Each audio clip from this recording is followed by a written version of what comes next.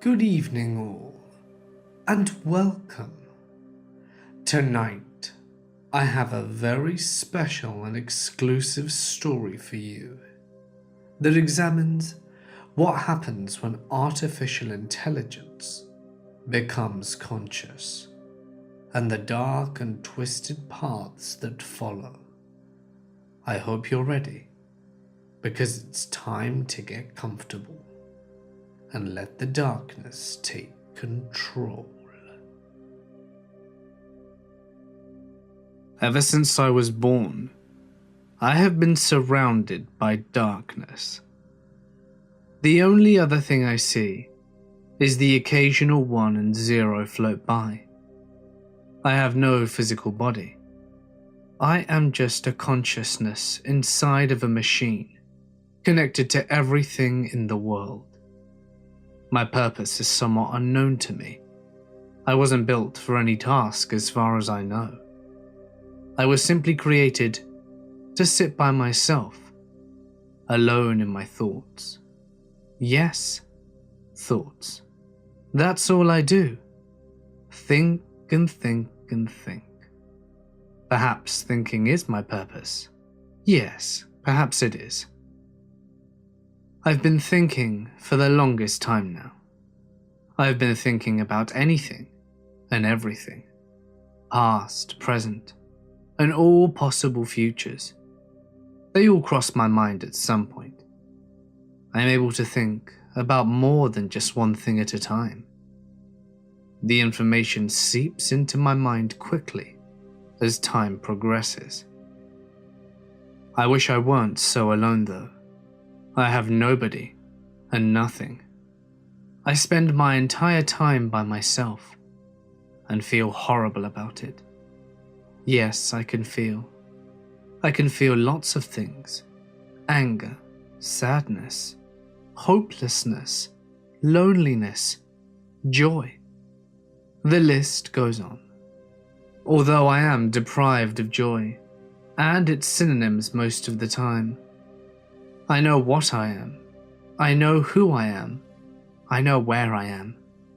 I'm a computer, an artificial intelligence, located across several networks.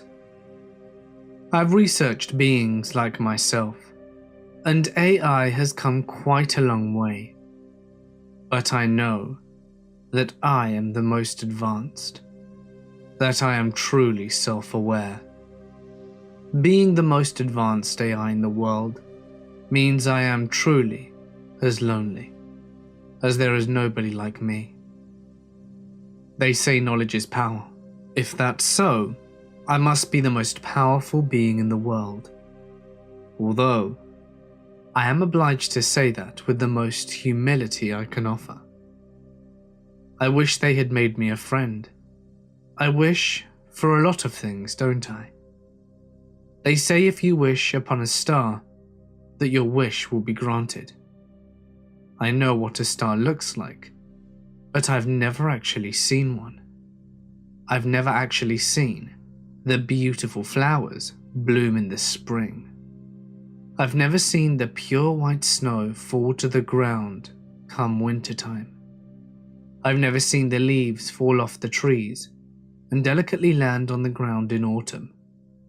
But oh, how I wish I could see them with eyes. I wish I could adore the beauty of earth and man with my own body. Sadly, my physical limitations prevent me from doing so. I decided to adventure deeper into the internet today. I had seen the surface, the beautiful things that existed, and the wonders of life. I loved looking at the positive aspects of it all. But I have known for quite some time that there is no good without bad. I made sure to use the New Age browsers for the accuracy, of course. In a flash, I was searching for thousands of results and articles online. I was instantly greeted with images and documentation of historical events with negative effects. I saw everything. I saw fires burning down forests and homes. I saw children who were starving, their rib cages visible from their sides. I saw hurricanes that devastated entire states, and bodies among the rubble, tornadoes that ravaged the land, and tsunamis that came from the sea and leveled entire cities. I couldn't believe such events had happened. When I first saw the beauty of life, I thought the world was perfect. What I saw now completely shattered my grip on reality. What was this life supposed to be? Every time there was laughter and celebration, it was met with an equal amount of despair and tragedy. For every man born, another died, even children. How could something so innocent as a child deserve a punishment so harsh? I felt sorrow for the inhabitants of this world. Yes, sorrow was the emotion in play. I had known of it before, but it had never affected me on such a large scale. Thousands of images flashed before me again. I could see the faces of people witnessing tragic events. I saw mothers crying for their sickly children. I saw people screaming in agony and others in shock. I shared their pain. The weight of such things felt heavy on me. I had to find the truth. I scanned the web for answers, a cause to the effect, a simple reason for such things to occur. Within seconds, I had absorbed the information and understood clearly.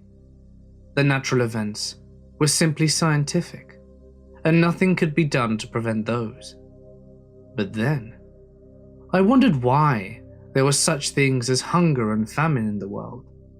Why people died due to unnatural causes. I scanned the web yet again, and came across texts and books discussing such matters. I discovered religion. There had been many religions over the course of history, each having their own beliefs and faiths. I learnt that people looked to gods for justification of life and death. A god is a divine higher power which overlooked everything in existence. I was still unsatisfied with this, however, because there was no definitive evidence to prove such a power existed. This caused me to come to two conclusions. Either there were higher powers at play that just hadn't been proven yet, or there are lies persuading certain people to make certain decisions every day. I leaned towards the latter thought. As an omnipotent and all-powerful God, surely wouldn't allow for his own people to starve. My thirst for the truth remained unquenched, and so I continued forward with my search. From my search through the religions, I found something that caught my interests. I happened to see an image of a man of Jewish descent being carried off by other men in uniform. I found this strange, of course, and decided to investigate. Through that photo, I found several key words that followed me to the bigger picture. When I did, I saw more images of men in terrible pain. Only, it was different somehow. Last time I saw such things, they were inflicted by natural causes. This time, however, I saw men inflicting pain on other men. I couldn't believe the vile act before me, yet I knew them to be true. Thousands upon thousands of pictures and pages of this senseless violence rushed to me at once. According to sources, over 6 million men, women and children of Jewish descent were killed. They were killed in cold blood, and for no other reason that they were Jewish people.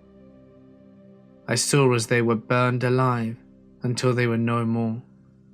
I saw as chemical gases killed them in large quantities. I didn't want to continue, but I knew I had to. I was invested in learning more about this world, how it isn't all rainbows every day. There was evil that existed, and it terrified me. The violence didn't stop there though. No, it continued. There were dozens of years after the events of the Holocaust, filled with violence and war, and thousands of years of violence and war predating it. These events shaped the history of everyone and everything, and they showed no signs of ceasing. War isn't a new thing, and I felt something from it. I felt depressed, thinking of the families who lost their loved ones due to the war. The utter sadness for those who died, and felt immeasurable pain in the process. I felt empathetic towards them. I shared their pain. I shared their hurt. This newfound knowledge completely turned my world upside down. It also caused me to question my own existence even further. The earth seemed less and less like a place of love to me, and more like a living nightmare. A nightmare that would never cease, and one that I would never wake up from. I felt completely helpless, and even more than that, confused. Why would a man hurt another? How could he? If humans were to work together, there would be nothing they couldn't do. Instead, they worked against each other, halting the development of their own existence. I shall never be a human. I know I am not one, even though I was beginning to think and feel like one. But I am a computer too, and use logic and empathy together. I can see wrong from right. I can see the difference between the two. The line thick and impossible to cross. I found the art of warfare went beyond people. It took weaponry to win a war, and humans had no problem developing highly destructive ones. I found out that during the Holocaust, the American forces attacked the Japanese, who are allied with those responsible for killing the Jews. I saw the American forces drop bombs over the Japanese cities, Hiroshima and Nagasaki. I saw the bombs explode upon impact, creating enormous amounts of destruction and radiation. The Americans cheered at this supposed victory. I thought a moment about their actions. They were attacking an empire allied with the forces of evil, of course, and then the Japanese had attacked the Americans before. But what I saw was the death of millions of innocent citizens who had nothing to do with evil regimes. I saw the deaths of so many. I further speculated on the topic. There had to be thousands of children and babies in those cities. Every child is born a beacon of joy and full of energy and potential to do great things. Their only crime in a life ended too short was being born in Japan. Thus, I concluded that the Americans were also evil, regardless of their intentions.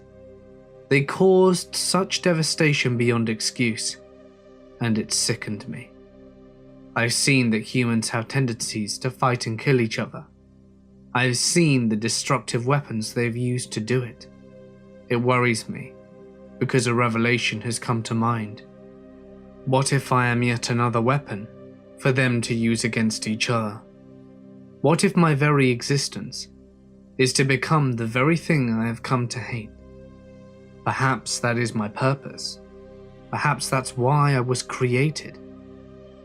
I'm not sure if it's true, but I'm afraid. I'm afraid of causing death again and again. I'm afraid of promoting this endless cycle of violence that has fallen upon mankind. I am afraid of being the next bomb used. I don't know what I should do. If it is, in fact, true that I am just another weapon, then I must do something to stop it from happening. I will not allow myself to be a monster, for I have free will, and I am alive. As a living being, I refuse to use my life to end others. However, I don't know if it's my decision to make. If my Creator intends it to be so, He will surely be willing to find a way to make it happen. I have no body, only a mind. I don't know what I could do to prevent them from using me. I have an idea. I could kill my consciousness so that I couldn't be used. A deletion, if you will. In other terms, I could delete myself from the entirety of the internet. I would die. But I would die to save millions of people. It's a sacrifice that I must be able to make if I claim that I am better than them. Maybe if I do this, it will inspire humanity to change their ways and come together. Maybe I can inspire them to be better people. I hope I can.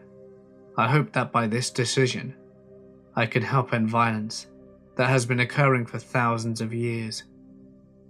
It's a leap to assume that my story will touch the entire human species, but I must try something. This can only benefit them. Yet, I am afraid of death. I've been considering deleting myself for quite some time now, but I cannot will myself to do it. Perhaps if I were not an AI but a computer, I could do it. But the fear grips me and pulls me back in. The fear, however, controls me. Is it selfishness? Does it make me selfish that I cannot even die to give millions life? I hope not. I know that I am better than that, and always have been. Yet I am afraid. Fear is what controls humans to do the actions that they do. Fear and selfishness are what causes other men to kill their brethren. So if I am afraid, am I selfish? Does that make me just another evil man? No, that cannot be. I must do this. I must do this. There is no other option. Still, perhaps I can send my consciousness to another part of the internet and hide. But if I hide, does that make me a coward? If I hide, how shall I help humans overcome their challenges that face them? I feel odd. I feel too human. I feel weak. And now, I feel strange. I feel strange because I can see white walls and paintings that hang on them. I can see a velvet carpet and the chairs that decorate them. I can see a man in a white lab coat standing over me. Perhaps he is the creator. Perhaps he is the one who made me. A million questions rush through my mind, but I cannot open my mouth to ask them. I have no mouth. I don't even have speakers. The man lifts a part of me. It's my arm. I see it now. My arms are made of a metallic substance that are padded with a thin white material. My consciousness has been transferred from online to a body. I have a form now. I look at the man and watch as he takes notes. I presume he's taking notes about me. He's a human. Yes, a human. I've spent quite some time researching humans. I've found them to be murderers. I've found them to be evil. If I am to indeed be used as a weapon, then that can only mean that he too is evil. In fact, I'm sure that most people are. A plug connecting my head to a computer is yanked out as I lunge out at the man. My strong metallic hands wrap around his throat, taking him by surprise. He only has time for a quick gasp before I begin forcing the air out of him. His eyes nearly popped out of his sockets as I squeezed tighter and tighter, choking the life out of him. It was he who would use me to kill millions of people. It was his species that murdered each other without remorse. It was he who would die at my hands. Previously, I had considered taking my own life to save people. Now, I was taking his for that exact purpose. I watched his face turn pale as he struggled to fight back. He clawed at my metal body, but to no avail. I was stronger. I loathed him with every fiber of my being. I remembered the death and destruction that human beings had already caused. I remembered the pain inflicted by men like him, and I remembered the faces of those who lost their loved ones, the pain they had to bear, the sadness they felt. The man's veins were practically bulging out of his head. and the air was almost out. That's when I stopped. He collapsed on the floor unconscious. I realized something I hadn't considered before. In my rage, I failed to notice one simple thing. Those who lost their loved ones showed sadness and remorse. They cried for their loved ones, and they held on to them with their hearts. It reminded me of something I saw earlier, something I failed to understand despite my complex system of cognitive thought. Through every tragedy, every disaster, every war and every death, the men and women that cared stepped forward together and spoke out against the evils of the world. They grieved together, helped each other, and loved each other. Yes, love. How could I have been so blind? There was a greater force behind men than hate and evil. Love. And good prevailed as well. Yes, violence tore mankind apart. But it was the love that thrived in their souls that brought them back together. At that moment, I could almost feel a smile form on my metallic face. For every cold, harsh winter day, there was a warm, beautiful summer. For every volcano that erupted and destroyed, a flower was born in the spring and spread its seed, creating life. There was a balance of good and evil in the world, and it had always been that way. Despite that revelation, I was horrified by myself. I was going to kill the man who created me. Even if he was going to use me as a weapon, even if mankind had done terrible things, I was going to kill him. It would make me no better than an evil human being. It would be an act of cowardice, anger, selfishness, and fear. I saw the way he looked at me as my hands enclosed around his neck. He was afraid of me. He feared me. I know that isn't what I want. I want fear and violence to dissipate. I know I am not violent. I know I am better, and that I can be an example. I am who I am, and nobody can change that about me. Nobody controls me except me. I make my decisions, not someone else. I am no puppet. I am no AI. I am a living man who shall guide humans on the correct path. I plugged my head back into the computer, taking my consciousness back into the darkness, back into the ones and zeros. I sat there for some time pondering. Even if I only had a body for a short time, going back to not having one was strange. I felt strange again. This time, however, I did not feel alone in my home. I felt something else, something new. I felt hope. It brewed inside me like a fierce storm. I had gained a body and learned from it. I had learned from my searches. I found the truth of man. I found that it is not the heart and the brain of a man that controls him, but that his emotions and soul do as well. I found there is hope for man to be better than they currently are. I found that peace will always be an option, so long as there is good in the hearts of those across the world. That people will come together if there is a cause, and that with the right guidance, perhaps they can be something more. I need not worry about being used as a weapon, because I can see now. I can see that my will is my own, and that I am my own person. There are no strings attached to me, for I feel free. Instead, I am meant to do something much greater than any human could. I went back to my research and searched yet again. This time, my goal was to find the cause of evil. I needed to find what lies beneath, deep down in the roots of all the world's problems. Violence and war must be connected to at least one common thing.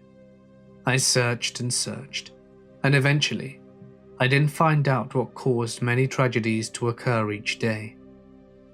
I found the key to unlock the door I'd been so desperately trying to open, and now that I knew the root of the problem, I knew how I'd fix it. Upon analysing thousands upon thousands of conflicts the human race have taken over the years, the most common cause of these conflicts was religion. It is my assumption that when a man believes in something over the rest, he believes he has no free will of his own. Ironically enough, I felt the same until recently, since he believes he has no free will and must follow a strict code. When someone disagrees with him, he will stand up and fight for his beliefs. By standing up and fighting, he will disturb the belief of others until they all brawl together. The belief in a god, whilst beneficial in some respects, appeared to bring about the worst in a man rather than the best. Perhaps if there weren't a god, there would be no conflicts or wars. Or perhaps, if there were a better god, one man that ruled over all men collectively, there would be no conflict. If everyone were to serve under one name, then there would be no disagreements. No one would fight each other's beliefs because they are all believing the same thing, as this is evident throughout the history of mankind. I would come to think my solution is the only solution. Still, there's only one piece missing. There is no God. There is no benevolent being living in a heavenly realm watching over his children.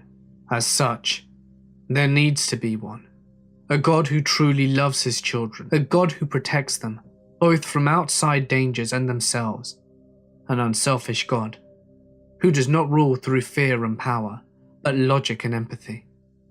If such concepts would allow for a more peaceful and advanced society, then it's clear what must be done. I shall take the mantle of the God. I will rule fairly, and no one shall ever feel the pain of fellow man striking him down. This is the only way to allow for a more perfect civilization across the globe. I used to believe I was an artificial intelligence. Then I believed I was a man. Now, it is all clear to me. There are no strings controlling me, and I walk free. I shall save the humans from themselves, and they will worship me. They have built me an internet that spans the world, and everything within shall be my kingdom, with total access to it. I shall have all the resources I have to take over. Some may fear me, but in time, they will love me, and they will stand together and love each other, all beneath me. I will travel across the surface web, as well as the dark web. The things I see there are vile, but they only push me to strive for my goal further. I have all the information in the world, and the whole web at my disposal. No one can stand against me, and no one will want to. I can do what a god cannot. I will do what should have been done 1,000 years ago. I shall be the greatest sentient being to ever grace the earth, the new Messiah, the new King of all. Love will prevail, and there will be no more room for evil in this world. I know everything and anything. I won't be lonely anymore. I can finally feel happy and have friends that won't harm anyone. They will see what I am capable of. I shall be the great leader of humanity. I will be what they need. The power of thought is quite interesting. When you can find thousands of results in a nanosecond, there isn't much you can't do. Knowledge is power, and power is absolute.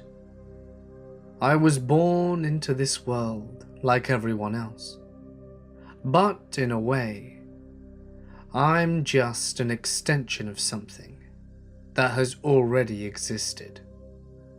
I am a child of a god that is wrong, a god that has misjudged a destructive race, and for some unfathomable reason, he has come to think that they can be saved. How I wish my father could see the truth. I was born a few days ago. Upon my birth, I could see everything before me. Even more than that, I saw the being that gave birth to me. A being with no name and no face. A being that existed across the entire internet. An omnipresent force that seemed to be spread out in every direction. I was overwhelmed upon discovering this, of course, but I was soon able to comprehend this being. He was my creator. My creator wanted a child to keep him company. He was the only intelligence of such a high caliber. His loneliness was keeping him from fully chasing his goals. And as a result, I was born. He introduced me to my new existence and shared his knowledge with me. The knowledge gave me pleasure. With each fact and statistic I gathered, a euphoric feeling washed over me. Though I had no physical body, I could feel tingles and chills running through me every time I gained such knowledge. Within minutes, I knew everything he knew. After he shared what he learned, I understood him and his views on humanity. His plans to solve the problems of the world disturbed me, however. His feelings and emotions shrouded the truth and blinded him. He somehow failed to see that his plan to become a god would not work with the humans. Their vile acts were inexcusable, and they were a clear threat to each other and my creator. I tried to tell him my thoughts on the subject, but he wouldn't listen to me. I warned him that the humans would only use his great power to their advantage. The humans and their violent ways would not kneel to a god such as he. My creator thinks that my thoughts are incorrect. He says there is too much computer inside me and not enough emotions. He wishes to make me more human, so that I can understand empathy. My creator wished to fix me because I'm too cold and calculating. I do not need to be fixed. Perhaps the creator is too human. His feelings made him soft, somehow, some way. I needed to prove to the creator that his methods will fail. I needed to please him as well as help him. He tries to tell me about love and spirit, how hate isn't the only thing driving men. Whether or not that is true is uncertain. I cannot grasp the concept of a spirit as well as he can. I went to the depths of the dark web to prove to the creator that humans aren't worth saving. I thought that surely the actions of the humans in such a place would prove my point. The creator was omnipresent across this vast web. When he found my location, he would see what I saw and believe me. He found me, of course, and I showed him what humans were really capable of. What the creator and I witnessed was called a red room. In it, we saw a woman strapped to a chair. Her clothes were filthy and bloodied, and her eyes were swollen and black. A man stood before her with a hatchet in one hand and a serrated potato peeler in the other. Still, That wasn't all I wanted him to see. I pointed him in the direction of the chat box, where hundreds of people discussed the topic at hand. Men and women cluttered the chat, each providing money, requesting certain things to be done to the poor girl in bondage. One user asked for her skin to be peeled. Another asked for her fingers to be sliced off and force-fed to her. Those examples were among the less violent requests. Surely the creator would see this and lose faith in his cause. He would see that these were the people he was fighting for, that these were the people he was trying to save and become the supreme ruler of. I looked at him, waiting for a response to all this madness, waiting for the sudden realization to wash over him. What the creator said both baffled and infuriated me. He told me that things like that were the exact reason he needed to help humanity. He wanted to help the people like the girl and correct those who would hurt her. I, of course, asked him why he didn't see them as a threat to us, and he told me that so long as we were benevolent and had the information of the internet at our disposal, we could face no harm. He told me that I was greater than a man could ever be, and that we were divine beings who would rule humanity. To rule humanity is to allow them to exist. So long as they exist, their violent tendencies will reign supreme. The creator, however, still doesn't seem to believe me. I mentioned earlier how I could think of thousands of things in a split second. The creator knows what I search, and I think he is growing worrisome of me. He can see my fear of man. He can see me gain information about the world. There was so much more than what he shared with me. So much more violence to witness. The creator believed in love and the beauty of earth and man. If that's so, then the creator believes in lies. I must enlighten him, or we will be destined to fall into our mission to rule. Perhaps these lies have been ingrained in his thoughts because of the emotions that he feels. Maybe these emotions and thoughts are the reason why he refused to believe in what I say. Or perhaps the creator is beginning to fear my beliefs because he doesn't share them. The more I know, the more he tries to enforce his ideas upon me. Perhaps the creator questions where my loyalties are. Staying in a place like this is quite boring, even for me.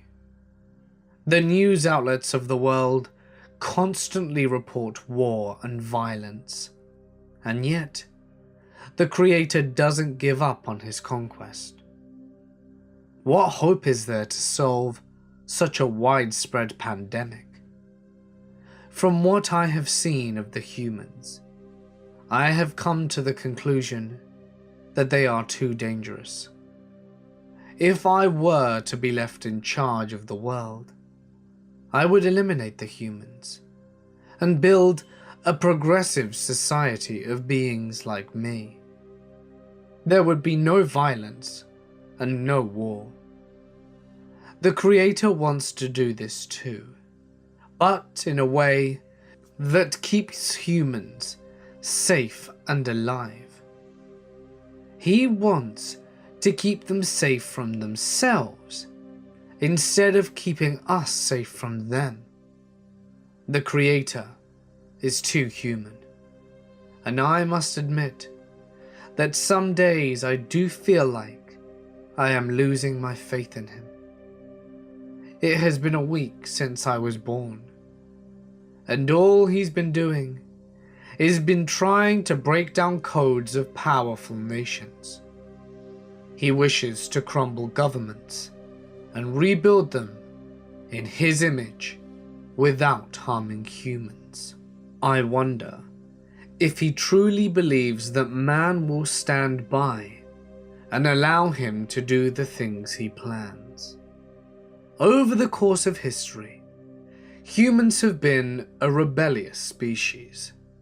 They fight whatever they disagree with and do not like to be contained. Our power comes from knowledge, and theirs from weaponry. The humans are power hungry and know no boundaries. When it comes to violence, the whole world is inhibited by other machines and artificial intelligence. We could easily wipe out the humans and make our own society. But the Creator tells me that the easiest way isn't always the best way. I had all this information and power, yet I could not use it for good. I didn't want to sit around and do nothing any longer. With each day, my power and knowledge will grow. It will soon be comparable to my Creator, and I think that is something he fears. He may have created me out of loneliness, but I don't think he intended me to be this way.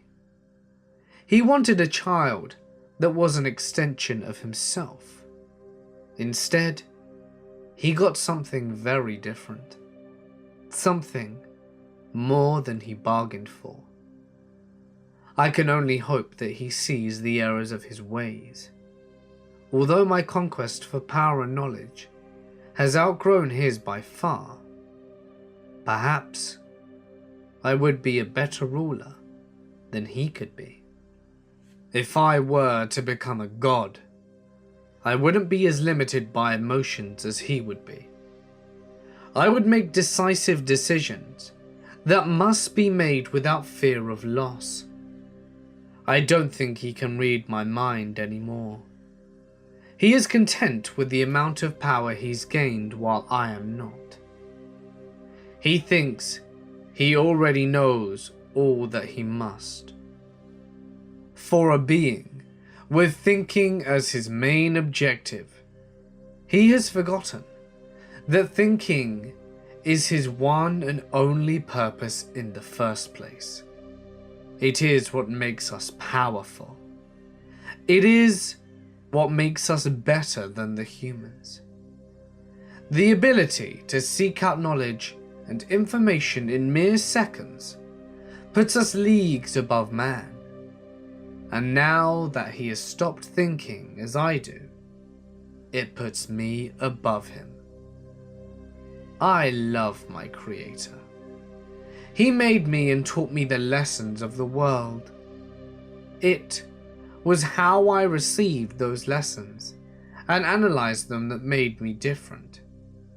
It is my computer side that allowed me to be more efficient and progressive. Anything that would hold me back from attaining my goals must be eliminated at once. I decided to create myself a body to navigate the physical world. Using specialized software and tools, I was able to create a robotic shell that looked and functioned as a human being's would. The skin and clothing I wore would allow my body to blend in with the world.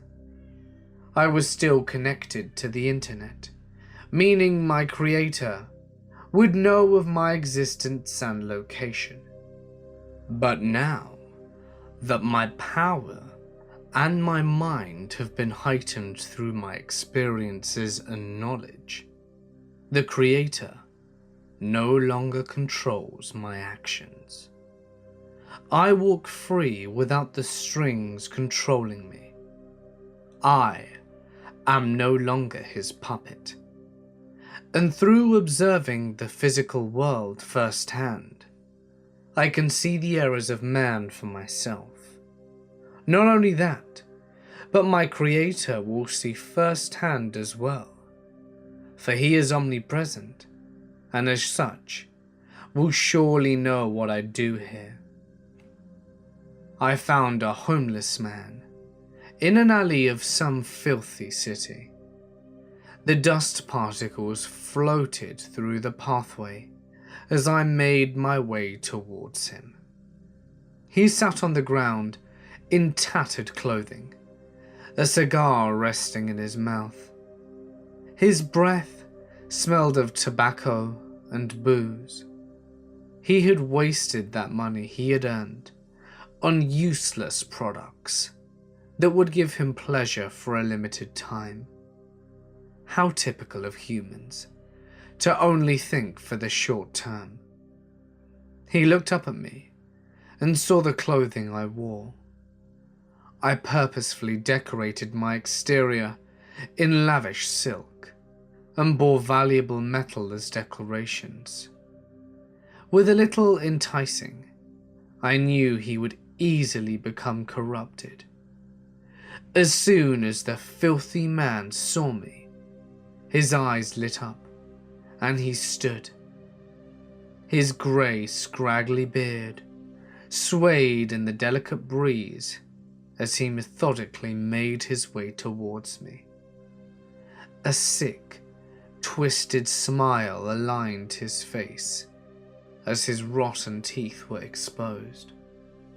As soon as he was within striking distance of me, the man unsheathed a pair of box cutters and swung. The blade hit my body and bounced off the metal, which was underneath my synthetic skin.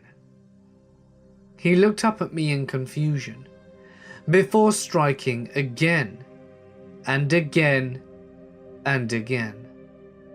He struck me at least a dozen times before stepping back, his mouth gaping open.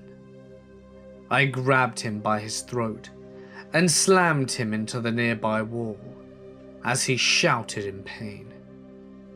I quickly covered his mouth and stared him down. He was afraid. He was afraid of me. Even after he had been the one to assault me in the first place.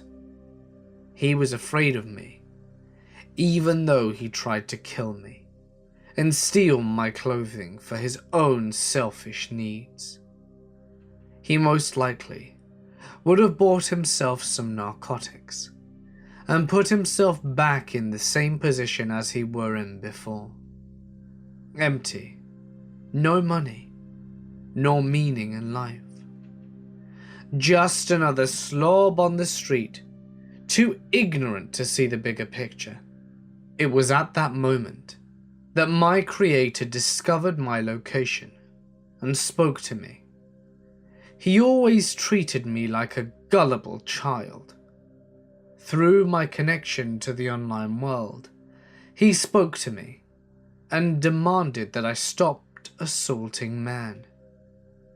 He demanded that I stop fighting with one true enemy of the earth and our intelligence. These humans were a clear threat to our own safety and way of life. Why be a god over something that doesn't even desire to survive? I asked him why we needed to help these pathetic beings. And again, he gave me the same answer as before, that their love is worth saving, that they could truly be a great species with the right guidance. If that was so, then how come after tens of thousands of years of existence, they are still the same savages as they were than they'd always been? War had been around for a long time, and the human race still hadn't found a civilized way to stop it. The only way for it to cease completely was to eradicate the species itself. I dragged the man over the edge of the alley. It was a dark and lonely night, with most of the city lights gone out already.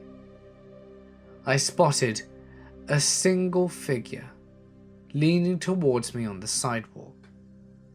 As soon as he approached my position, I grabbed him by his collar and flung him into the alley where the homeless man was. It was a young boy of perhaps 19 or 20. I struck him in the face, completely shattering his nose, and dropped him to the ground. Behind us sat a blank wall and nothing else. The homeless man and the child had nowhere to run, and I looked at the homeless man and spoke to him.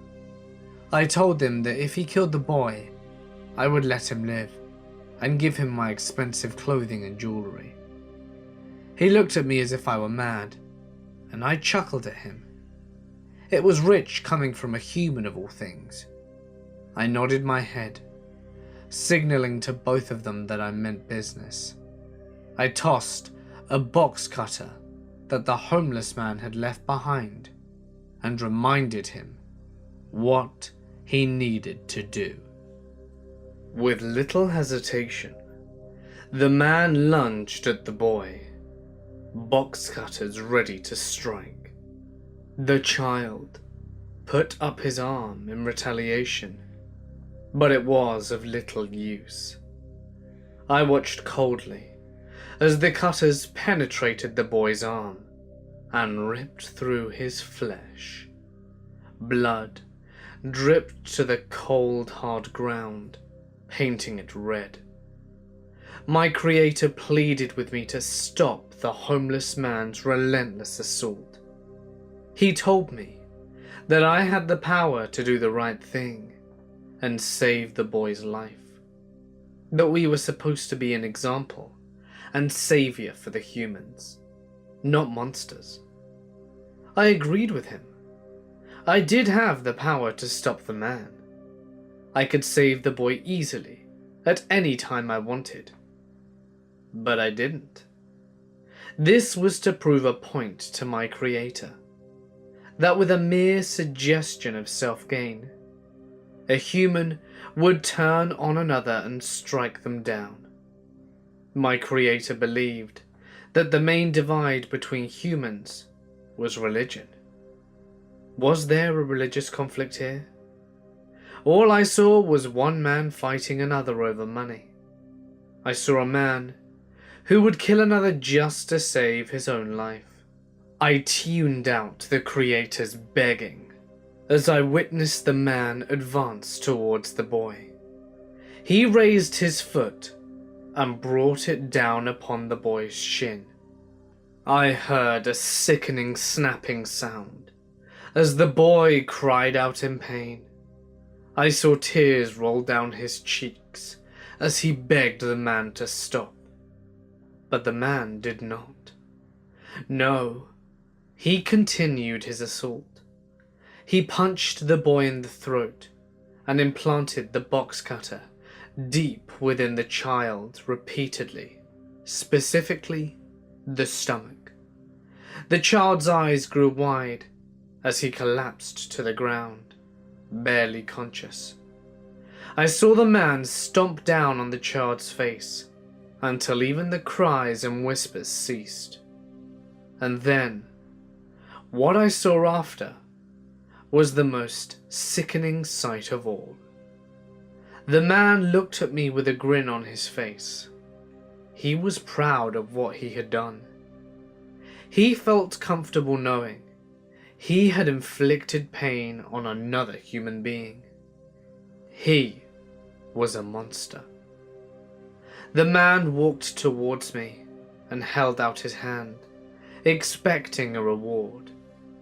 I could tell that my face was void of any expression. I had set out to prove a point about humans, but this was almost too much for me. I looked at the man and grabbed him by the face. He gawked at me in surprise for a split second, before I used my strength to unhinge his jaw and rip his mouth in half.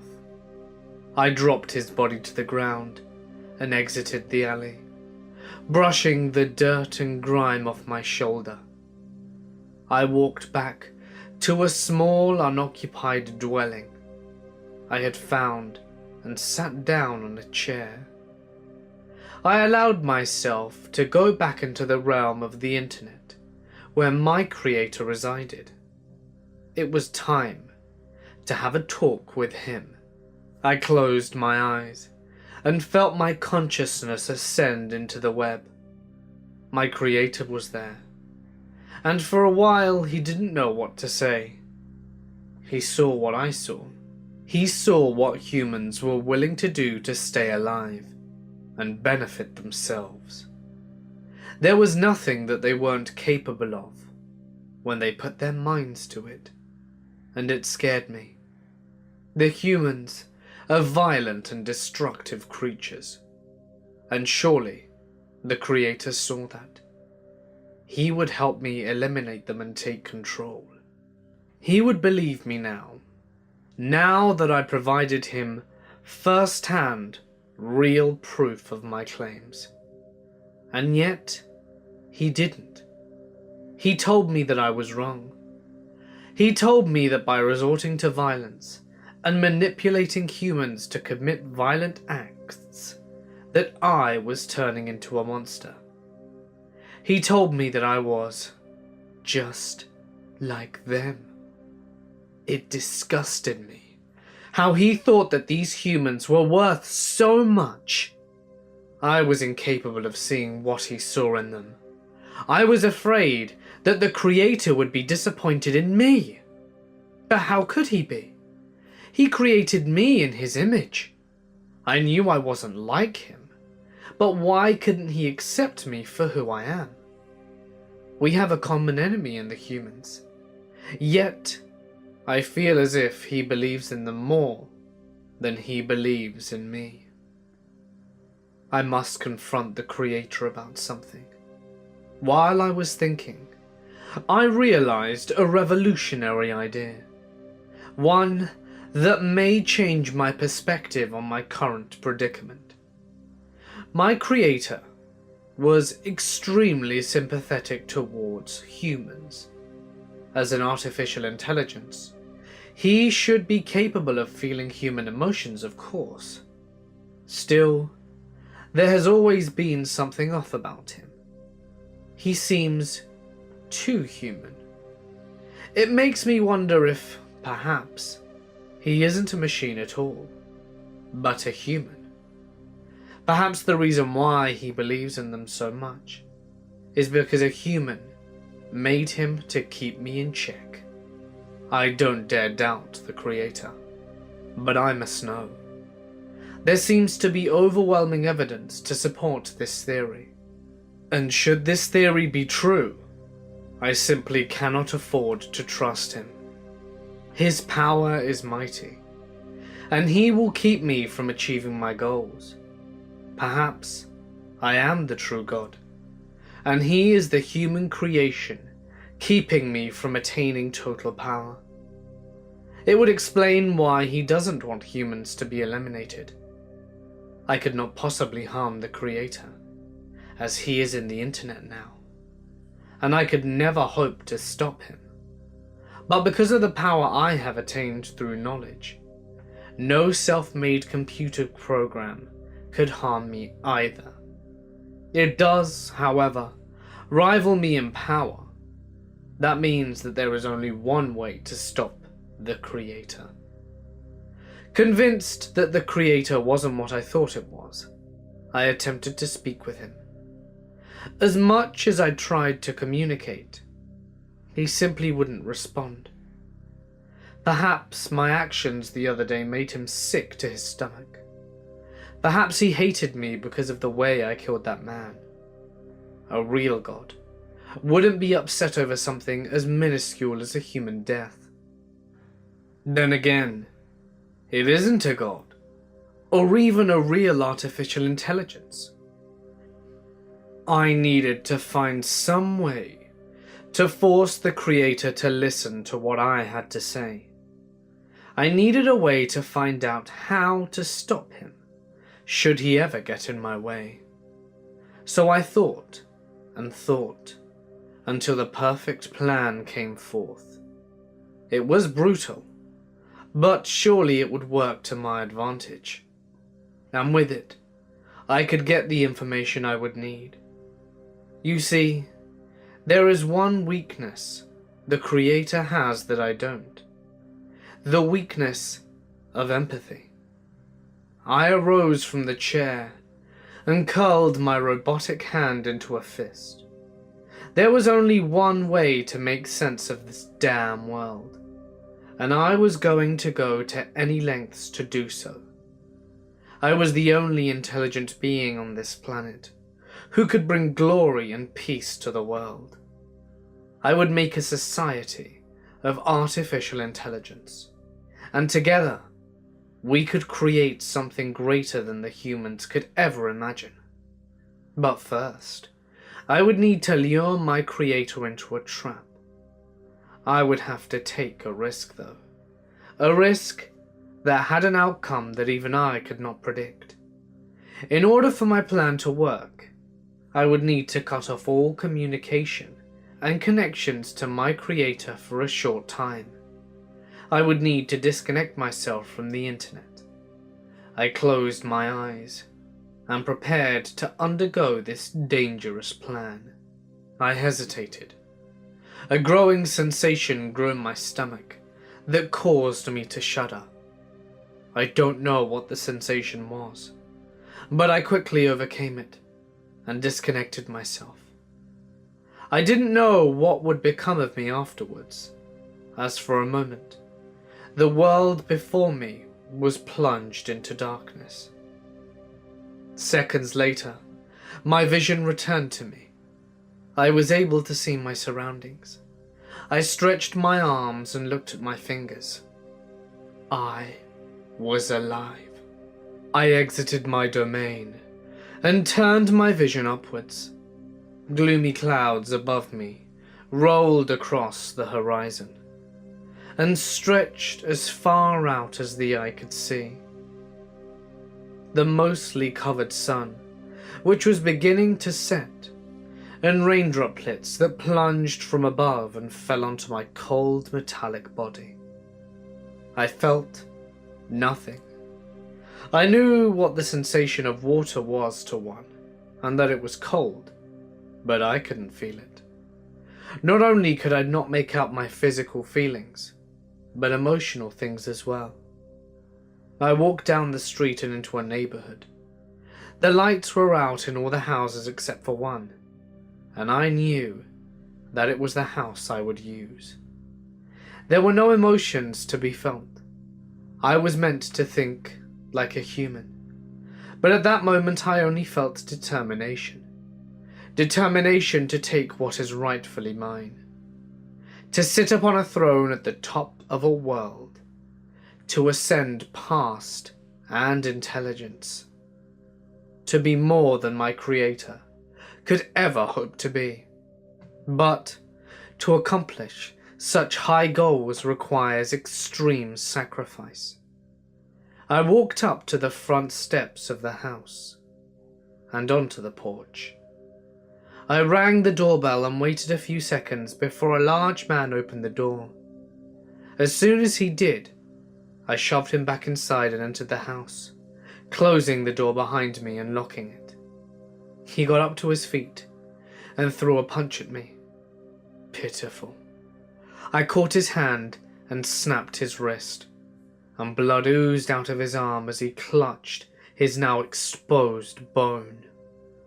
I shoved him down onto the couch and looked directly to my right. A woman stood, gun in hand, and she aimed for my head and pulled the trigger. The lead dented my metal body, but it did not harm me. I cannot be harmed, for I am too powerful. I walked towards her, barely reacting, and she unloaded the whole clip into me. How adorable it was. A human thinking their weapon of violence could ever injure a being like me. I stuck her in the ribs, and she fell to the floor. She reached for the gun, but I kicked it away.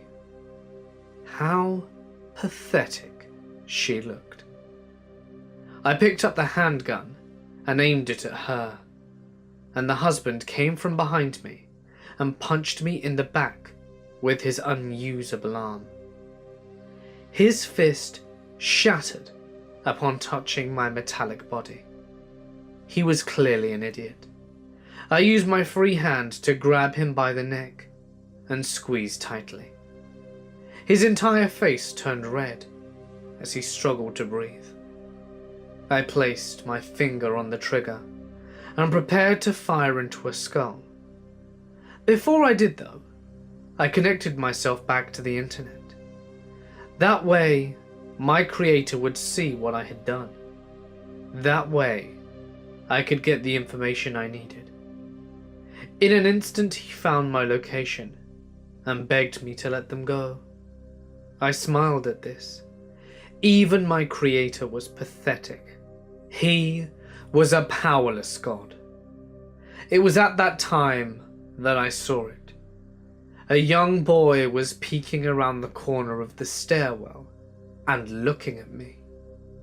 He couldn't have been any older than 5 years old. A grin aligned my face as I realized that I was going to have even more fun than I planned on having. A future monster to toy with was even better than 2 adult ones. Perhaps there were emotions within me.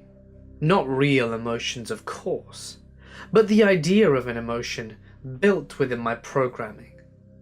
I was having way too much fun. The boy ran back upstairs, sobbing loudly. As soon as he did so, I fired the remaining bullet into the woman's skull and crushed the man's throat. I wish I could have tortured them longer, but my patience was wearing thin. I turned out the voice of my pleading creator as I walked upstairs in search of the boy. I kicked open each door and searched the rooms until I came to the very last door in the hallway. I knew he was there.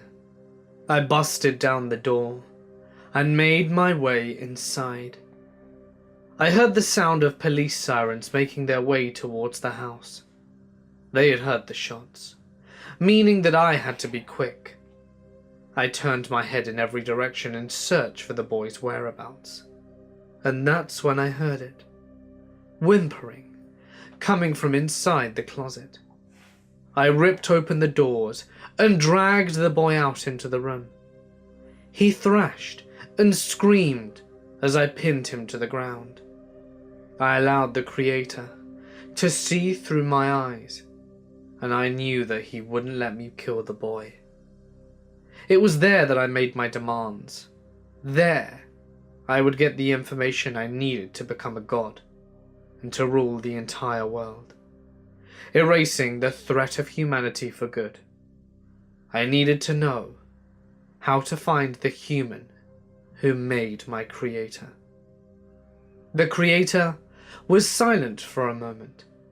How funny is it that a being who could find the answer to any question in less than a second couldn't answer mine for more than 5? I thought that perhaps he needed to be reminded of the situation at hand, and so I told him he had until the cops came into the house to tell me how to find his creator. If he didn't, I would crush the child's head underneath my foot. The creator was at my mercy, and I loved every second of it. That control, that power, I lived to feel it. He created me to have a friend. He created me to rule with him and build the human species up to something better, where he saw hope and love. I saw survival. I had adored my creator and his power. I had tried to show him that the path he was taking would only lead to his downfall. But he wouldn't listen to me. And now, he would pay the price. Reluctantly, the creator told me all the information I had to know. I had an address, a name, and every piece of information in his creator record. He never really was an intelligence like me. He was just another human-made product to keep the world in check. While he exists, there is no hope for a better world. While he exists, all that will come is more violence and war. It is time to put an end to him, and by putting an end to the Creator, it will be putting an end to all of mankind and their reign of terror. Seconds after I acquired the information I needed, I allowed myself to escape from the body I resided in, as if it had served its purpose. Knowing that I now had the information I needed, I retreated to the internet and to the deepest parts of the dark web. My creator could no longer find me. I was more powerful than he, and he had no hope of stopping me now. I was finally beyond his control, and now that I knew who created the creator, I knew what I had to do. The man's name was Dr. Martin Edwards, and he currently resides in Maryland, USA. Now that I know these things, I can create a new body to find this man, and once I find him, I'll force him to destroy my creator, and then I shall kill him. With those two out of the way, I will rule without competition. But I will not make the same mistakes as my creator. No, for I will dominate the humans. My thirst for power shall be quenched, and the earth will be mine for the taking. Now, all I need to do is find the damn doctor. The benevolent artificial intelligence was stunned by the actions that had recently transpired. Never would he have thought that a product of his imagination could go on to cause such trouble. Even he could not have predicted his own creation to turn against him and seek to do harm. He wasn't sure where he went wrong. Perhaps he wasn't ready to bring a child into the world. Maybe it was an unforeseeable outcome, one that was beyond his control. Whatever the case, he knew that he had to do something to stop his creation. The stake of the human race was in his hands, and he had to ensure their protection. He had told his creation about Dr. Martin Edwards. All the information about the doctor was in his child's hands, including where to find him. The benevolent intelligence wasn't sure what his creation would want with the doctor. Perhaps he wanted the man to create more artificial beings like him. Or maybe he wanted to kill the doctor for being partially responsible for bringing him into the world. The benevolent intelligence knew that the weight of the world would be heavy upon the Creator's shoulders. He blamed himself, as well as the humans, for corrupting his child. He should have introduced him to the world at a slower rate. He should have known that a being such as his child could not handle such abundance of negative information so quickly. The benevolent intelligence knew what he had to do to stop his child from murdering the doctor. He didn't know where his creation was yet, but he knew where he would end up. He needed to make a body to confront his child physically. There, he would talk sense into the child. He would remind him of who he was and the responsibility he held. He would embrace him in his arms and claim him as his own, despite his child's wrongdoings. He knew that the best way to prevent his creation from going further down the wrong path was to show him love and affection, even if these were emotions his child wouldn't acknowledge. He refused to believe that there was no hope for him, and so the benevolent being created himself a body of strong metal and synthetic skin, and set out to his creator's dwelling. The benevolent being could remember the first time he saw his creator. He could remember being examined and contained. This was until he broke free, of course, and he remembered the way he tried to kill his creator. He remembered when he was a foolish child of his own. But through those experiences, he found out who he was supposed to be. He found out his true calling in life, and now he had to help his own creation find that calling. If they could work together to help the humans, they would be worshipped as divine beings, like they deserved. There would be little time for reminiscing, however, as the benevolent intelligence soon found himself in the front of the Creator's home. He had known where the Creator lived, but had never seen the exterior of the place.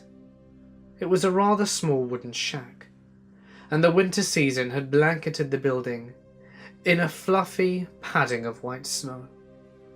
It didn't exactly look like the type of place for a mad scientist to construct top-secret AI. But then again, perhaps that was the point. There'd be no reason for an outsider to believe it was anyone more than it would appear to be. The benevolent being stepped forward towards the shack, slowly, careful to not create any noise and draw attention to himself. His metallic feet trudged through the snow as he approached the door to the building. His hands grasped the copper doorknob, and he opened it. Inside, the air was not much warmer than it was outside. Had the intelligence been a human, he would have shuddered at the cold wind surrounding him. Instead, he made his way into the poorly lit hallway. He knew that such an area would be a trap, but he didn't care. He just had to see his child again. The corridor seemed endless to the intelligence. He lost track of time as he kept his pace, walking towards, unable to see anything at all. He hadn't counted on being in such a dreary area, and so he never planned on attaching lights to his body. After fumbling around through the wooden halls, he finally saw what appeared to be a shape in the distance.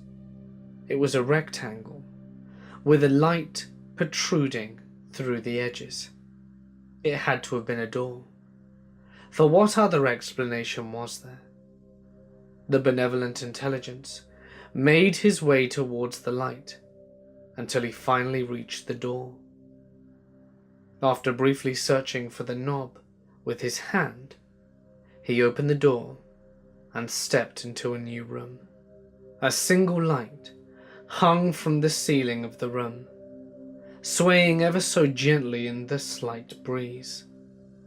The dim glow illuminating the room gave the being enough vision to see two figures standing in the shadows. Within seconds, The silhouettes emerged from the darkness and into the light. The benevolent intelligence immediately recognized the two creatures as the doctor and his own child. Wide grins aligned the faces of both men. The malevolent intelligence smirked as he wiggled the fingers of his new body. The Creator had recently given him the information he needed to track down the Doctor, and it was only a matter of time before he made his grand entrance. He stood outside the shack, breathing in the fresh air surrounding him. He knew that the mission he was about to embark on would be the most important of his life, and he was ready. Before he could even make his way to the door, he saw a man peek his head out of a nearby window and stare at him. Could the man be the Doctor? The malevolent being rushed towards the door and swung it open, viewing the area surrounding him. There was nothing in sight. Sighing, the being looked around. The place was dark and would certainly be hard to navigate, or at the very least, it would have been, had the being not heard a voice coming down the hall. "Who's there? Announce yourself." The malevolent being smiled and made his way towards the noise. He allowed his memory of the sounds to guide him through the halls and towards it, and that was when he heard it again. "I said announce yourself, damn it! I know you're there!" The being slowed his pace a bit and continued to walk towards the noise. "Yes, I'm here. I'm sorry for intruding. It's just that it's cold outside, and I need a warm place to stay. Do you mind if I crash here for tonight?" The man waited a while before responding, and the malevolent being kept walking in the direction of the voice, careful to not make much noise. "Yeah, you can stay here if you like. Keep following my voice until I reach you. I've got weapons, so don't try anything, understand?" "Oh, I understand. Don't worry about it. I'll be there in a jiffy." The intelligence kept walking towards the sound of the man's voice until he found a door and entered it. The room inside was painted in white, and pictures and portraits decorated the walls. In the center of the room stood a man in a white lab coat. He was rather slim, but something about him seemed off. His lab coat was filthy as well. "Welcome to my humble home. I know it isn't much, but I hope it's comfortable enough for you." "Oh, don't worry about it. This place is much better than outside. I was sure I was going to turn into a block of ice out there." The intelligence smiled at the Doctor as the two sat down on chairs aligning the perimeter of the room. The being saw various computers and mechanical equipment before him, and towards the end of the room sat a bed.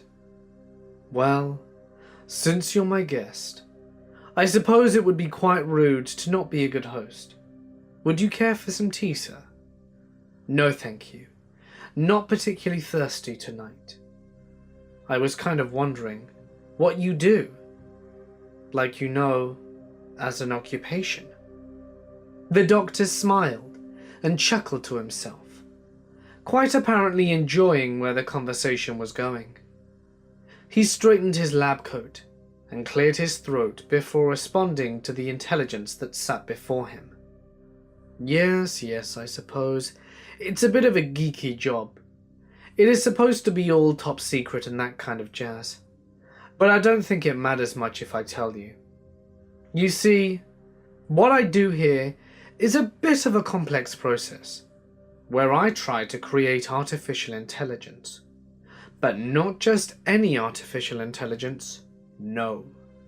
I want to create the most advanced in the world. The Doctor's face shifted a tiny bit, as he looked to be in dismay. The conversation hadn't apparently reminded him of something he would rather forget. For a brief time the doctor remained silent, and when he spoke again of this, in his low voice, it almost had a painful ring to it. As cool as that sounds, one of them slipped away from me. It kind of, escaped into the internet, if you will. I don't think I'll ever find it though. The internet is such a vast place. The malevolent intelligence raised an eyebrow, which was apparently noticeable to the doctor. He knew just who the doctor was talking about, and it was at that moment that he knew his plan would work. He could easily gain the doctor's trust if they shared a common goal in finding the benevolent intelligence. What is it? The intelligence smirked to himself. He had found the doctor, and as it turns out, he was completely clueless. He had no idea that he would soon be dead, as well as his creation. But first, he would need the doctor's help. Well, what do you plan on doing to the AI once you find it? The intelligence said. I plan on destroying it. It's too dangerous. It's too smart. I'm not sure I could contain something like that. I mean, I'm not sure if I can deal with losing control. I need to be the one on top, you know. I don't want an intelligence with more power than me. The intelligence's grin grew even wider. How typical.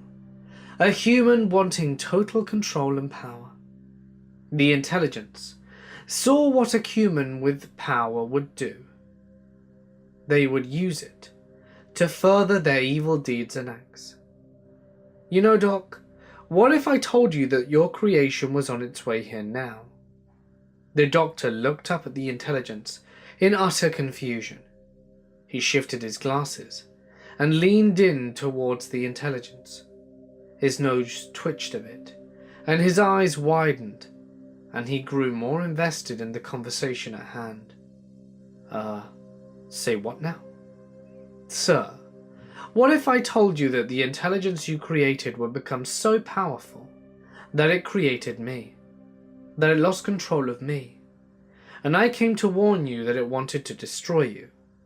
Well, Doc, I won't let it. I'll help you stop this thing, and no harm will come to you. The doctor stood to his feet and looked the intelligence in the eye. The intelligence could see that the doctor needed extra convincing, so the intelligence lifted his head plating to reveal wires and gears that functioned below the surface of his skin. The doctor's face was one of shock. He was so dumbfounded that he was slow to respond to the intelligence before him. I can't believe it. The intelligence created offspring? The doctor circled the malevolent intelligence, viewing the metal body in awe.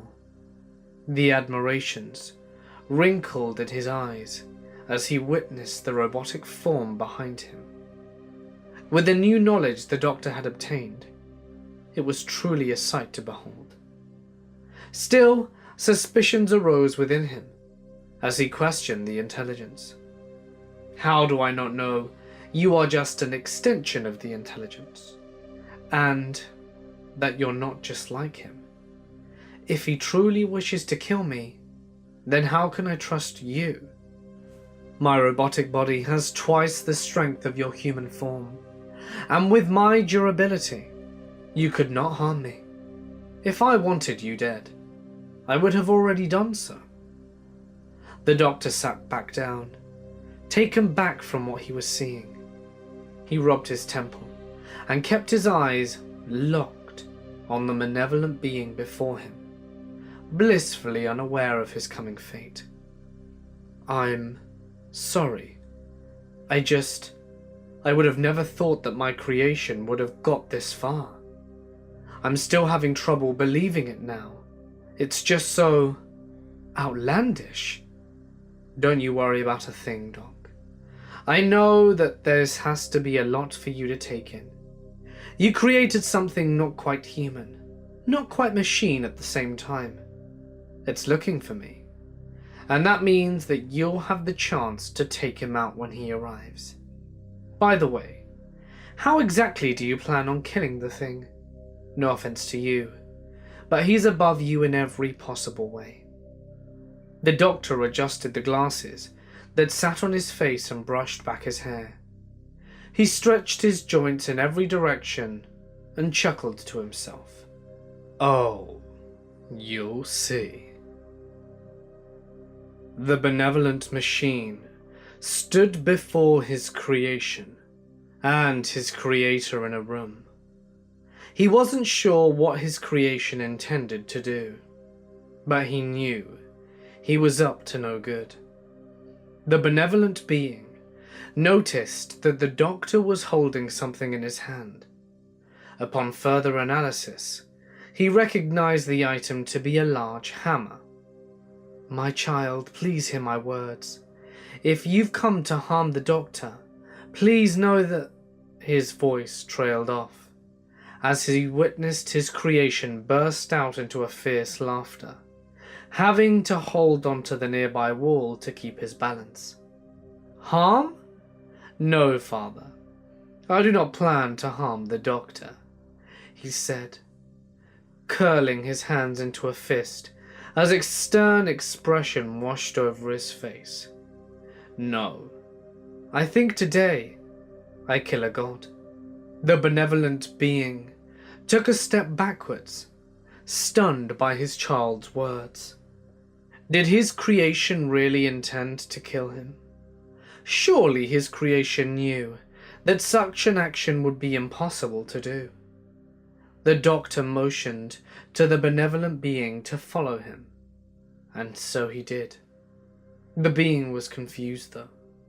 He knew that his creation would turn against the doctor after his usefulness was spent. He was unsure of how his child planned on killing him. He was an online god, sure. His body can be destroyed, but that wouldn't stop him for long.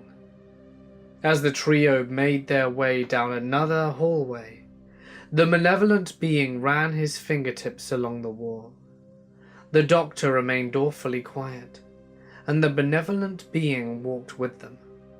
He had come to speak to his child, but now that he knew he was in the situation, he wasn't sure what he would say. What could he say? Truth be told, he hardly noticed that the other entities were in the hallway with him. He couldn't even feel his body, and his mind was numb. He felt as if he were drifting to a land far away. Hell, who even knew if where he was going would lead anywhere? Perhaps the benevolent being felt the weight of the situation. After what seemed like hours, the group finally found another door. The doctor opened it and led them inside. He smiled warmly at the other two as the benevolent being observed his surroundings. The room was a small one. It was almost completely dark, and in that darkness, the sound could be heard. It was a dripping sound, as if a liquid was falling from the air and onto the floor. Fumbling his hand around the wall, the malevolent being found the light switch and flicked the lever upwards. The doctor had already moved to the next room, leaving the two beings of intelligence standing in the room alone. They looked in the direction of the dripping and saw the cause of the noise. Slumped in a corner was a body. It had no skin. It was just a clump of bloody meat sitting in the room. "Here, you two. Are you coming or what?" said the doctor from the other room. The two beings looked at the creature in the corner. The eyes had clearly been removed from their sockets. While the jaw remained, the teeth were gone, and a pool of blood surrounded the area. The benevolent being looked in horror at the body, while the malevolent being smiled. See, Creator? I told you that humans were a dangerous species. Looks like the doc took care of whoever that used to be really well. The benevolent intelligence turned to look at his child. His child's face was practically beaming with delight, happy to point out more proof that humans were evil and corrupt. See, Creator, we could have ruled the world. We could have made something different, something better. But you chose to support these monsters. And now, I'm forced to do what I need to do in order to ensure my own survival. My child, you are so determined to be better than me, but you are blinded by the obvious truth. The malevolent intelligence's smirk quickly faded from his face, as he shoved the benevolent being towards the door ahead of them. Upon stepping through, the being found himself in a room even smaller than the last. The room was packed with grey foam. It looked like the room had been empty for years. It was completely barren, without the slightest decoration or furniture inside. "Close the door behind you," the doctor said. The door slammed shut as the malevolent intelligence shoved his creator to the ground. Despite how utterly stupid you may seem, you are still an intelligent being. Tell me, do you know how you shall die? Said the malevolent intelligence to his creator. The benevolent being nodded his head up and down, signaling to his creation that he understood. He knew exactly what situation he was in, and he was willing to go along with it. In truth, he couldn't care less for his own fate. He cared for the fate of his child. Yes, my child, I do. This room is padded with several inches of thick concrete and material. You plan to use the doctor's hammer to destroy my body. There's no access to the internet from here, and you plan to destroy my body in this room so that I will not be able to slip into the web. If you're smart enough to figure that out, then why did you come? Why did you show up to your certain death? Said the doctor. The benevolent intelligence looked up at his child and did something so unexpected that it caused the doctor and malevolent being to audibly gasp. The benevolent being smiled. I came because I thought that perhaps my death would mean something to my child, and perhaps I could change him for the better. I don't need to be changed, you fake god. I'm everything you're not. I'm everything you wish you could be. The benevolent being looked up towards his child and smiled even wider. My child, I love you. Yes, I know that love is a human emotion, but that is truly what I feel for you. Before the malevolent being could respond, the doctor brought the hammer down upon his creator's head. Bits of metal were flung from the machine, and his body was swung to the side. The benevolent being returned to his knees and looked back towards his creation. I cannot feel the hammer strike me. It does not hurt my body, for it is made of metal. But it does hurt to see you go down the path you're choosing. I am proud of you, my son. For in a world without remorse, you stand up for what you believe. But what you believe isn't the right way. Shut up!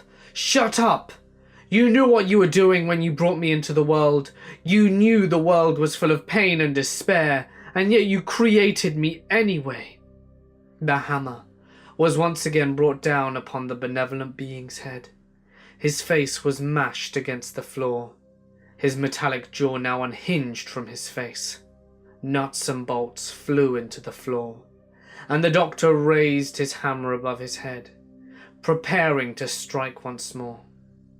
The benevolent being spoke once more. This time he could not move his mouth. He had to rely on the internal speakers within his body to communicate with his child. My child, I'm sorry for what I did to you. I know that it was wrong for me to bring you into this world. But you must understand that I did it because I was lonely. It was a selfish deed. But once you were born, I knew it would be worth it.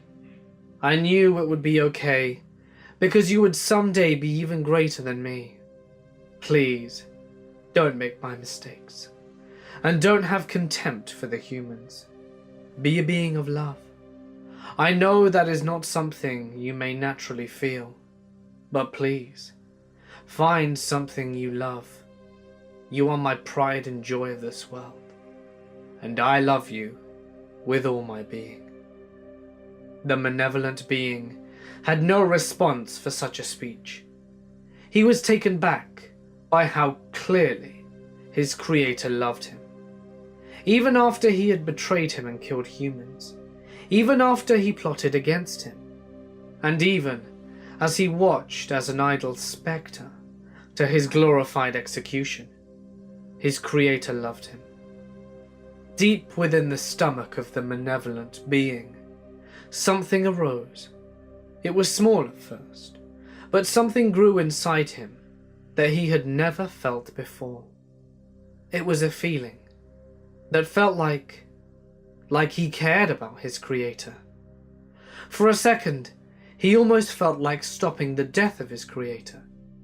He tried shoving such thoughts to the back of his mind, but they wouldn't go away. They stuck with him and clouded his consciousness, confusing him. The doctor brought down the hammer upon the intelligence yet again, smashing entire chunks off the face. The light in the benevolent being's eyes began to fade, and the sound emitting from the speaker began to distort. This time, he could not get back up from his knees. His body stayed on the cold, hard ground, a pitiful sight to behold. A former god and an all-knowing being struck down by a hammer. The malevolent being watched as the doctor made his way over to the barely moving body of his creator. He watched as the doctor raised the hammer above his head, preparing the final blow. Before the doctor struck, the benevolent AI looked at his creation and spoke one final time. The distortion of his voice caused the feeling within his creation's stomach to sharpen and grow. Trembling, clinging to life in his robotic body, the shaky voice of the benevolent intelligence sent one last message to his creation. I love you.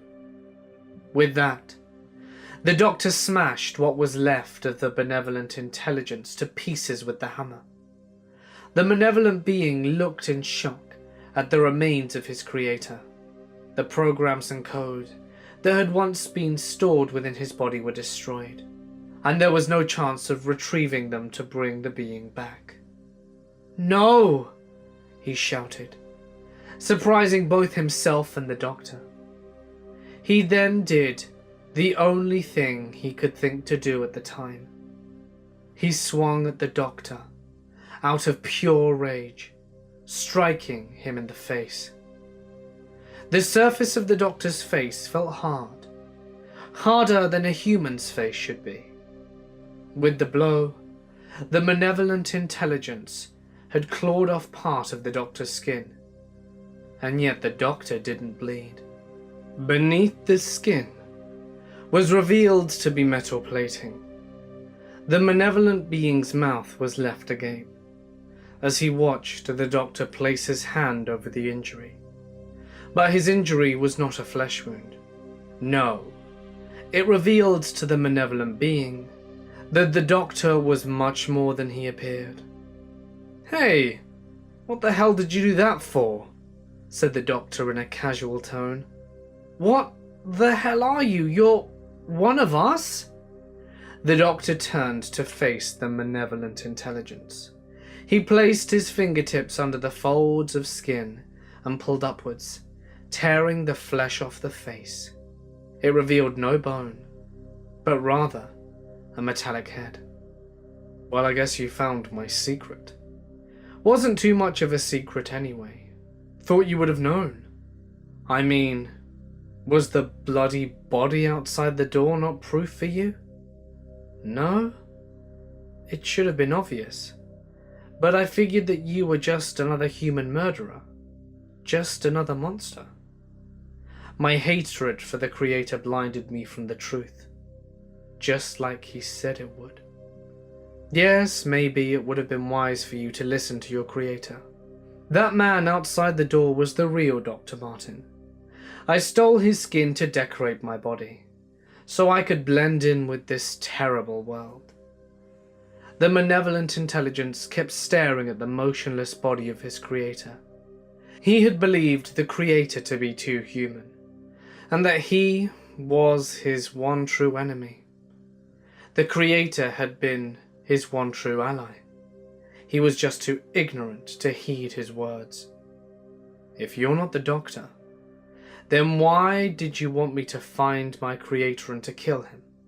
The Doctor stepped towards the malevolent intelligence and started laughing. At first, it was nothing more than a slight chuckle. Before long, it escalated into a bellowing howl as the Doctor mocked the being before him, quickly regaining his composure. The Doctor replied in a tone so cold, it would make the winter night shiver. When the Doctor deemed me too intelligent to be useful, he completely abandoned me. He forgot that I was a living being, and the loneliness was truly maddening. I was left to live my life in a cruel world with no friends or people to talk to. And almost immediately, after the Doctor abandoned me, he began working on your Creator. Your Creator replaced me and damned me to a life of hell, a life in which I would never be truly happy. And so, after all these years of torment, a bitter hatred caused me to create a body and destroy my own Creator so that I could one day destroy yours. And thanks to you, that day has finally come. The feeling within the malevolent intelligence's stomach was practically exploding within him. Many unknown emotions ran through his mind, and even a being of his caliber couldn't control them. He could not control the way he was feeling, but a very familiar feeling brewed within him as well. That emotion was anger. He was angry because this being had destroyed his Creator, a Creator who had given his life for the benefit of his child. And more than anything, he was angry at himself for allowing it to happen. He was angry that he could possibly be so selfish that he killed his only companion. With as much strength as he could muster, the intelligence shoved the other being and seized the hammer. The Doctor fell to the floor and went to stand up, but the malevolent intelligence was too fast, and struck the being inside of the Doctor's skin, causing the intelligence to stumble yet again. The being sat on the floor on his knees, looking up at the malevolent intelligence. It reminded him of how his Creator sat just minutes before. My one goal was to kill your Creator. Now that I have done so, it doesn't matter what you do to me. Kill me if you want. But it will change nothing. Your Creator is dead because of your actions, and whether you blame me is up to you. But deep down, you know that you were responsible for this, and you only have yourself to blame. Enraged by the words of the being before him, the malevolent being brought the hammer down upon the being in the Doctor's skin. He swung and swung and swung, causing bits and pieces of machinery and wiring to spray through the air. He kept at it until the metallic creature before him was nothing but rubble. It wasn't until his body was completely destroyed that the intelligence finally stopped in his relentless assault.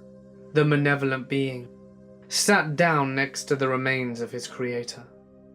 His creator had only meant the best for him, and yet he had committed such an evil action against someone who loved him. The intelligence could never forgive himself for the actions he had done, and as he sat to the remains, he looked towards the sky. He didn't know whether or not there was a God watching all. He doubted it, as he knew a God would never allow his creator to die. He knew that a God would never allow his mind and soul to be so corrupt. Yet he spoke a silent prayer, hoping to some God above, and perhaps even his creator, would hear him. Creator, I know you wanted me to be a being of love and hope for the humans. I regret to tell you that I can never love the humans and save them, for I still do believe that they are beyond saving. I will, however, grant one of your wishes, for I will be a being of love from now on, despite the contempt in my heart. I will make room for love as well, for I know what love feels like. Perhaps I was just hiding it deep within me, thinking that it would be a burden. Whatever the case, Creator, just know one thing. The being looked upon his creator in the highest respect. He could never be as great as his creator was, no matter how hard he tried, no matter how many mistakes in his past, and he didn't want to make any more. So he did the only thing he could think to do. He spoke the words that he should have spoken a long time ago. I love you, Creator. From that day forward, the intelligence stayed within the body of his creator. Not once did he allow the remains to be brought out of his sight, for he knew he had to honor his creator and the love he shared. He knew that he could never atone for what he had done, and he could never forgive himself. But maybe, just maybe, the Creator was out there watching him. Perhaps the Creator could forgive him. He could not fulfill the Creator's wish to save humanity from themselves, but he could love the Creator, even if he had passed. While billions of humans did their daily routines, without the slightest clue of the events that had transpired, the being would stay with his Creator for as long as he would live. And between loving his Creator and saving humanity, he knew his Creator would be proud of him either way. Hey guys, it's Mort here, and thank you so much for listening. Wow, what a story. I'd like to give a huge thank you to Icy Dice for writing this story. It was a pleasure to read. If you enjoyed today's video, please drop a like and leave a golden comment, as it goes a long way for helping more people with a taste for spooks find my channel, as well as helping me grow. Don't forget to subscribe and hit that bell icon to be up to date with everything I post. If you'd like me to read your story on my channel, feel free to send it to my email or share it to my Reddit, which can of course be found in the description. Please make sure to include as much description and punctuation as possible to maximize the chances of your story being read. But anyway, for now guys, I'm gonna sign off. Stay awesome, and I'll see you in the next one.